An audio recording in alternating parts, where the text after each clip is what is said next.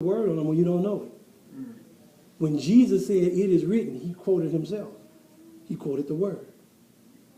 So what are we quoting? Satan is tempting us, and we're going to say, "It is written." He's going to say, what?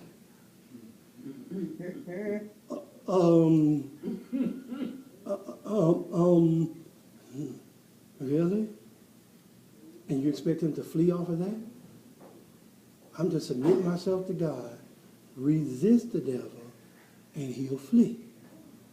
But how am I resisting if I don't even know the word? Not very much resistance. This is spiritual warfare.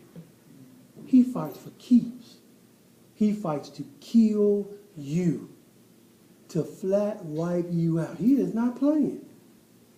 And he will dangle this thing out there, and if you take it, believe you me, there's poison in it. Because he's going to flat out kill you. He's not playing to maim you. He don't want to hurt you. He wants to kill you, to destroy you. You got to stay away. And you got to know how you arm yourself. You're fighting against principalities, against evil angels. And don't think that these fellows are not strong.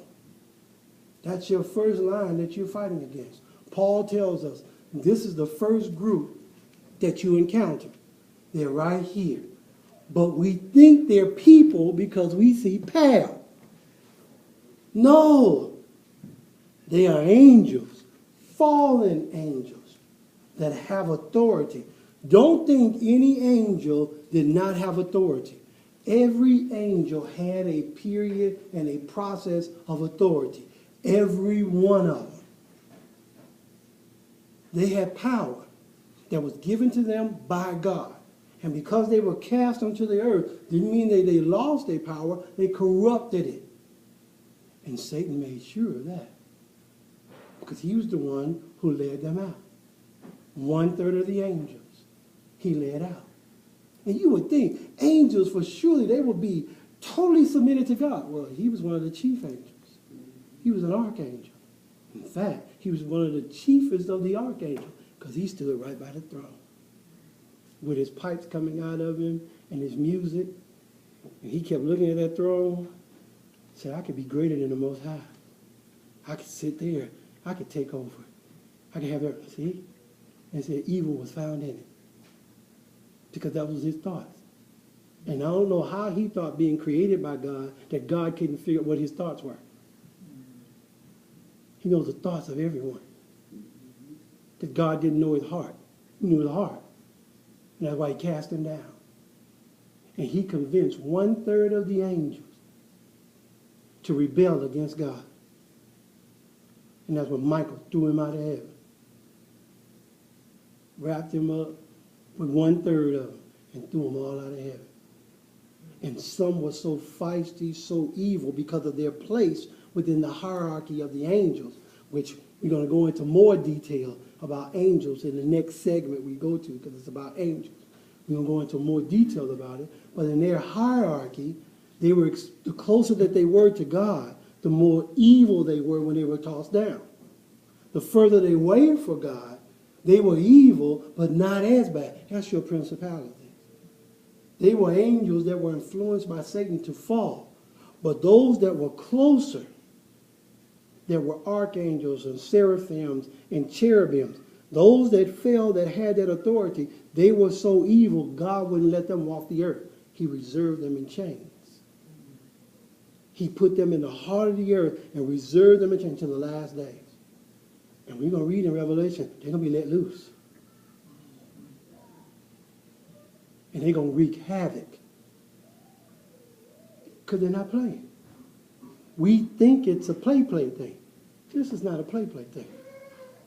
It's very, very serious. When you're dealing with principalities, you're dealing with evil influences in the lives, and that's why it's not the people that you're fighting against. You've got to understand, it's not the people, it's the evil influence that's upon them. And if they listen to these evil influences and give way to these things, this is why they do the things that they do. It's not them. It's the evil influence that's guiding them. And that's why you can't speak to them. You have to speak to that spirit that's within them. That's why here Paul gives us, this is the first one that we deal with, is the principalities. Any questions, comments about the principalities?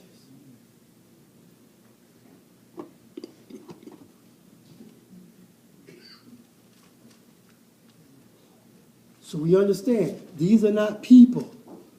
These are evil angels that have fallen.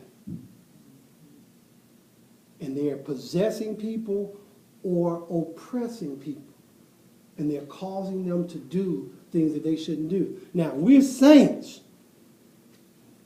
They shouldn't want to get near us because we have the blood of Jesus Christ. So that when you're tempted, you should say no. And you should say no with authority because of Christ in you. Now, they're going to try. Satan tried himself to tempt Jesus.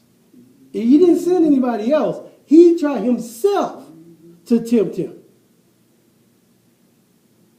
So you got to be careful of what's coming at you and who.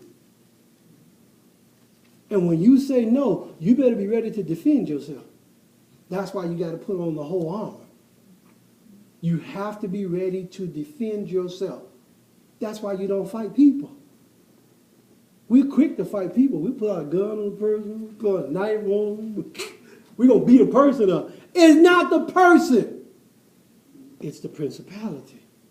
In order to fight that, you better have on the whole armor of God because they're coming at you. And I want you to understand that they're coming. Don't ever think Satan gets tired of coming at you. Never. He doesn't sleep. He's a spirit. He's an angel that was kept. He don't have to go to sleep. So he does not tire of coming at you, nor his evil influences. You could be asleep. I mean, people been sleeping in bed, had a dream that just was crazy. You woke up out of that thing going like, man, you on your knees before God, saying, oh no, Lord. Yeah. In your dream, Satan is trying to get you and trying to make you grab hold to that dream and say, yeah, I'd like to do. And as soon as you do, he got you. Soon as you give way to it, soon as you give in to it, he got you. He will influence you, does not make a difference whether you're asleep or whether you're awake. If he can get you in your subconscious, he's coming. And that's what you've got to realize. They don't go to sleep. They don't stop. Evil does not stop. We think when we go to sleep, they go to sleep. We got this phony impression of evil. Evil doesn't sleep. Satan doesn't take a day off. He doesn't go on vacation. No, he's there all the time. And his evil influences are always present. That's why Paul said, when I look to do good, evil is always present with me. It's always there. He didn't say he always fell into the evil or did evil. So we got to understand what Romans 6 is saying, what Sis already taught y'all. You got to understand that. That's not what he's talking about.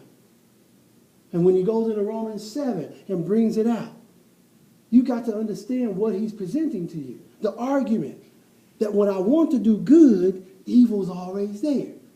Not the evil in me, the evil influence that's out there. The principalities are always there. And when you're pressing your way to do what's righteous and true, the more the evil influence. The more. Don't think you're going to ever get to a point where you're going to rise. The only time you're going to get to a point where you rise up against it, Jesus say, come on home. Or the rapture comes and he take everybody out that's ready. That's the only time you're going to rise above evil. Until then, you're going to always be tempted with evil all the time. That's what you do with it.